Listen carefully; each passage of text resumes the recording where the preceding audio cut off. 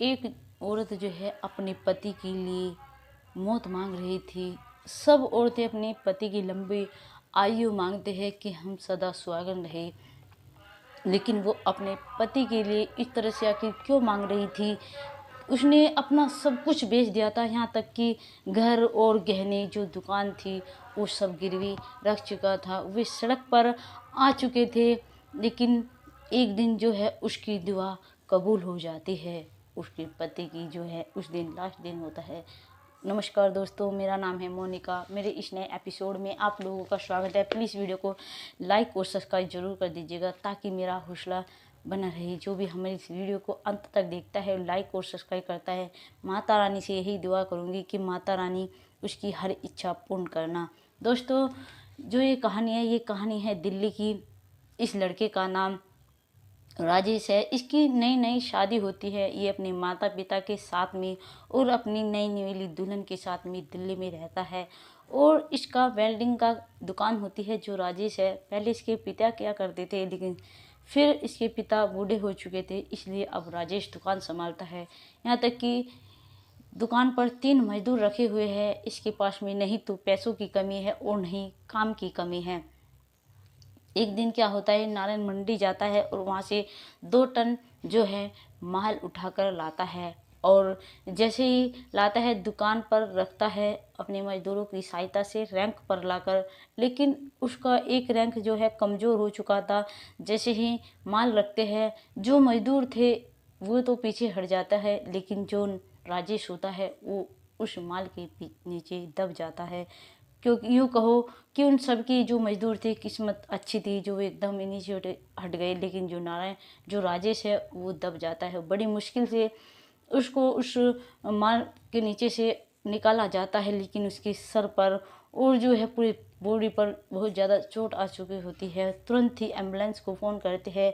जो मजदूर लोग होते हैं उनके घर वालों को कॉल करते हैं, उसको ले जाते हैं अस्पताल मेडिकल और वहाँ पर ले जाकर एडमिट कर देते हैं। लेकिन सब बॉडी में तो उसका डॉक्टर साहब बोलते हैं कि देखो, ये तो जो इसकी चोट है शरीर में आई हुई है, ये तो धीरे धीरे ठीक हो जाएगी, लेकिन जो सर में चोट है, क्योंकि हम लोगों ने इसका एक्सरे किया है, इसके सर में खून जम चुका है, क्योंकि गुम चोट लगी है सर में, जैसे सरिया लगी है, तो इसलिए ये शायद धीरे धीरे ठीक हो या फिर ठीक भी ना हो, क्योंकि शायद इसकी याददाश्त भी जा चुकी है। इस तरह से वहाँ पर इलाज चल रहा होता है। लेकिन जहाँ पर भी कोई बताता है, जो राजेश के पिता है वो वहाँ पर ही लेकर जाते हैं। जो राजेश की नई नवेली दुल्हन है उसकी, क्योंकि उनकी शादी को ज़्यादा वक्त नहीं हुआ था, सिर्फ 6 महीने हुए थे, और लेकर जाते हैं। यहाँ तक कि धीरे धीरे सब कुछ बिकने लगता है। उनका जो दुकान होती है वो भी एकदम बंद हो जाती है, क्योंकि जो उसके पिता है वो अपने बेटे के इलाज में लग जाते हैं, क्योंकि वहाँ पर कोई माल नहीं लाकर गिरता है, इसलिए मजदूर भी अपने अपने घर चले जाते हैं। दुकान पूरी तरह से ठप हो जाती है और कहीं कोई साधन नहीं रहता। इधर राजेश की तबीयत भी खराब हो रही थी, क्योंकि जैसे ही उसकी होश में आता था तो तुरंत वो चिल्लाया करता था, और इस तरह से उसका इलाज जहाँ पर कोई बताता था उसी हॉस्पिटल लेकर जाया करते थे। जिस तरह से वहाँ पर उसको लेकर गए राजेश को दूसरे हॉस्पिटल में और वहाँ पर ले जाकर एडमिट किया, उन लोगों ने भी जैसे इसका एक्सरे किया और उसके पूरे खून टेस्ट किया सब कुछ, तो उन लोगों ने भी बताया कि देखो, जो तुम्हारा लड़का है वो शायद ठीक हो भी सकता है और नहीं भी। लेकिन जैसे ही ठीक होश में आता है तो वो चिल्लाता था, वो दर्द से कर रहा था। जो लोग वहाँ पर अस्पताल में होते थे वो सब भी यही कहा करते थे कि शायद भगवान इससे अच्छा तो इसे मौत दे दे, क्योंकि ये तो बहुत ज़्यादा बुरी तरह से तड़प रहा है, अपने पास बुला ले। जो उसकी पत्नी होती है कविता, वो राजेश के सबकी बातें सुनती है और रोई जाती है। लेकिन जो कविता के माता पिता होते हैं, उसका भाई होता है, वो यही कहते हैं कि देखो, जो तुम्हारा पति है अब ये ठीक होने वाला नहीं है, इसकी याददाश्त चली गई है और फिर ये शायद कोमा में भी चला गया है, क्योंकि डॉक्टर लोग यही बता रहे हैं।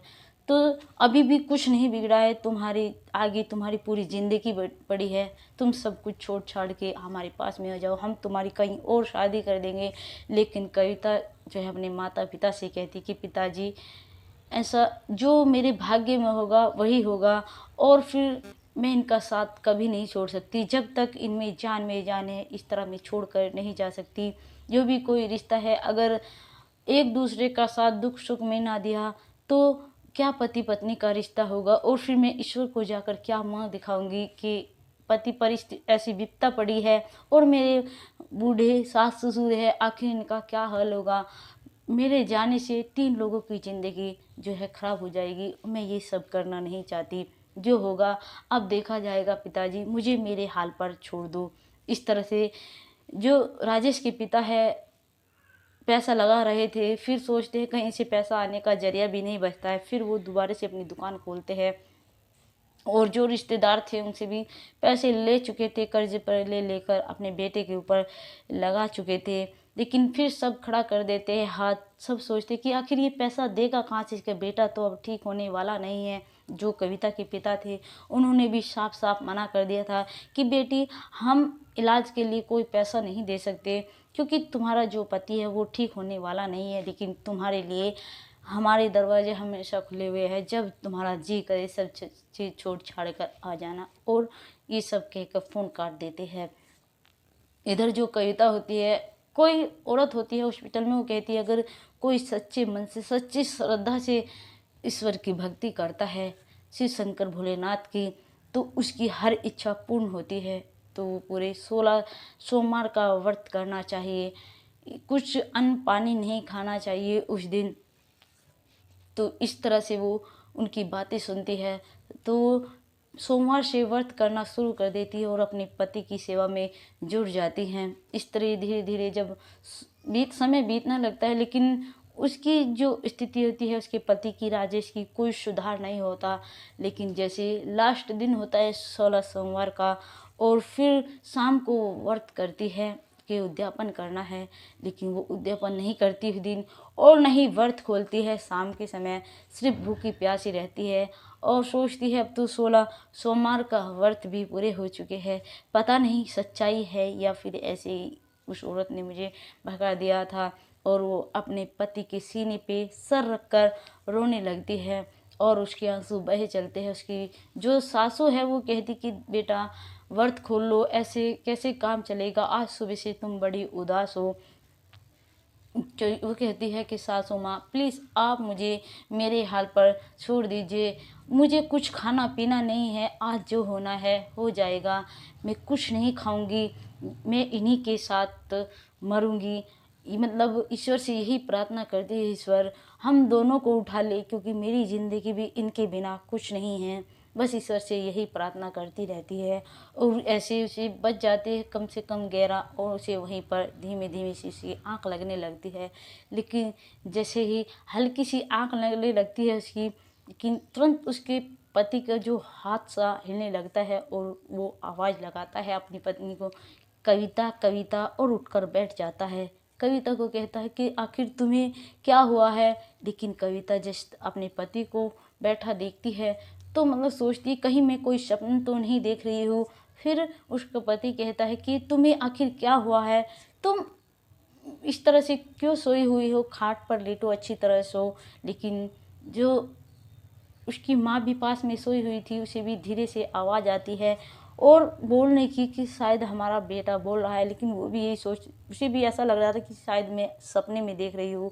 लेकिन जब एकदम से कविता अपने पति को इस तरह से देखती है कि शायद मेरे पति अब ठीक हो चुके हैं, और अपने पति की कोली भरकर जोर जोर से रोने लगती है। लेकिन जब उसकी एकदम से उसकी सासू की आँख खुलती है तो वो सोचती है कि शायद मेरा बेटा जो है अब इस दुनिया में नहीं रहा है। आँख खोलती है तो देखती है कि मेरा बेटा बैठा हुआ है, और अपने बेटे की जाकर वो भी एकदम से मतलब गले से लगा लेती है। और फिर जो राजेश कहता है कि आखिर हुआ क्या है, तुम इस तरह से क्या कर रहे हो मुझे, वो कहता है कि तुम्हारे ऊपर जो सरिया है वो गिर चुकी थी, और जो तुम्हारी सब कुछ याददाश्त चली गई थी, तुम्हें 4 साल हो चुके हैं ऐसी हालत में लेटे लेते, लेकिन अब जाकर तुम्हें कहीं होश आई है, वो भी शिव शंकर भोलेनाथ की कृपा से। जो वो कहता है मेरी कुछ भी समझ में नहीं आ रहा है। फिर उसके पिता आते हैं अपने बेटे को और उसकी माँ सारी बात बताते हैं, उससे सब कुछ समझ में आता है।